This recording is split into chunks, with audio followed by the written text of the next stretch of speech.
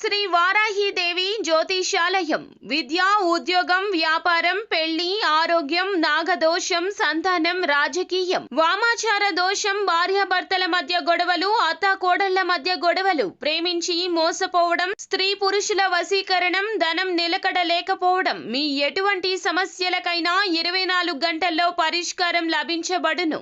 Number 1 వశీకరణ specialist Pandit Pawan Namboodiri, Kerala తాంత్రిక గురువు గారు. Phone number 9043637512. అందరికీ నమస్కారం అండి. ఛానల్లోకి తిరిగి స్వాగతం. కుంభరాశి జాతకులు అక్టోబర్ మాసంలో 13వ తేదీ సోమవారం తిథి అండి. ఈ రోజున ఈ రాశి జాతకుల ఇంట్లో ఒక గుండె పగిలే విషయం జరుగుతుంది. మీ ఇంట్లోనే ఇదంతా జరుగుతుంది. ఏమిటి ఆ యొక్క సంఘటన, ఏం జరగబోతుంది అనే వివరాలు వీడియోలో తెలుసుకుందాము. వీడియో మీకు నచ్చితే తప్పకుండా ఒక చిన్న లైక్ చేయండి. మీ లైక్ మాకు ఎంతో సపోర్టింగ్గా, ఎంతో ఎంకరేజ్మెంట్గా ఉంటుంది. ఇక ఆలస్యం లేకుండా మనమైతే ఈ వీడియోలోకి వచ్చేద్దాము.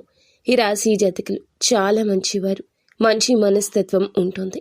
ఏ విషయమైనా గోప్యంగా ఉంచాలనుకుంటారు.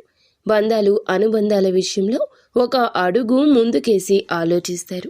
అందరూ మనవారు అనుకుంటారు. ఈ రాశి జాతకులకు శుక్రగ్రహాధిపత్యం ఈ రోజున ఎక్కువగా కనిపిస్తుంది. సహజంగానే ఈ రాశి జాతకుల జీవితంలో ఎంతో అనుబంధం బంధాలతో ఉంటుంది. బంధం చాలా వరకు కూడా విలువైందిగా చూస్తూ ఉంటారు. ఈ రోజున చంద్రుడు వృశ్చిక రాశిలో సంచారం కుటుంబ రహస్యాలు, అంతర్మదనం విషయంలో ప్రభావం చూపిస్తుంది. శుక్రుడు కర్కాటక రాశిలో ఉండడం వల్ల ఇంటి విషయాలు, బంధువులు, తల్లిదండ్రులు అనే అంశాలు ముందుకొస్తాయి. కుజుడు మిథునంలో ఉండి మాటల్లో పదును తెస్తాడు. ఈ కలయికతో ఈ రాశివారు ఒక కుటుంబ సంబంధిత షాకింగ్ నిజాన్ని వింటారు. ప్రధానమైన అంశం ఇది. కుటుంబానికి సంబంధించి గుండె పగిలే నిజమిది. ఇది ఆరోగ్య విషయం కావచ్చు, లేదా ఇతర విషయం కావచ్చు, ధనపర విషయం కావచ్చు, అప్పు కావచ్చు, ఇబ్బంది కావచ్చు. చిన్న నిజమైతే కాదండి, హృదయాన్ని తాకే విషయం. కావున మీరు వెంటనే మీ యొక్క ప్రభావాన్ని చూపించొద్దు. అది కోపమైన, దుఃఖమైన, బాధ అయినా ఏది బయటికి చూపించొద్దు. నిదానంగా ఆగి ఆలోచించండి. కుటుంబానికి తోడ్పాటుని, ధైర్యాన్ని ఇవ్వండి. ఎవరి ఇంట్లో జరిగింది కాదు, అందరి ఇంట్లో జరిగేది. ఎప్పుడూ మనకి ఎత్తు పల్లాలు ఉంటాయి. మనిషి బ్రతికి ఉన్నాడు అంటే ఖచ్చితంగా ఇబ్బంది ఉంటుంది.